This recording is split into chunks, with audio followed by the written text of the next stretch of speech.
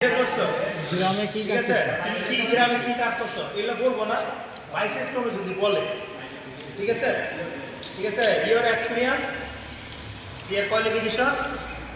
যে যেটা করছো ঠিক আছে। তুমি এসএসসি পাস করছো, এসএসসি তো ইন্টার পাস করে ইন্টার পাস যে যেটা করছো একটু কাজের অভিজ্ঞতা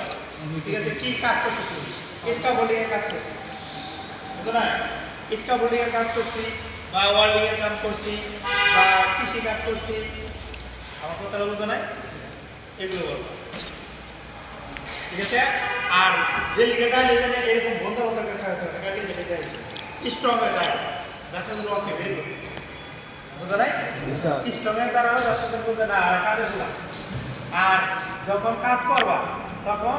মানে সবসময় দৌড়তে থাকবে, এটা নিয়ে আবার ওটা ঘুমাবো, এটা নিয়ে আসবে, এটা নিয়ে আবার এইরকম পাবে দৌড়বে, আবার এমন দৌড়াদৌড়ি করো না যে একজনের সাথে একদম লেগে যাবে, এরকম করা যাবে না ঠিক আছে। ডেলিগেট হতে কিছুক্ষণের ভিতরে চলে আসবে ঠিক আছে, আসলে তোমরা ওইখানে প্রজেক্ট করবা, যে চারজন বুঝি কই চারজন, তোমরা চারজন প্রজেক্ট করবা, আর ওরা তোমাদের সবাইকে হেল্প করবে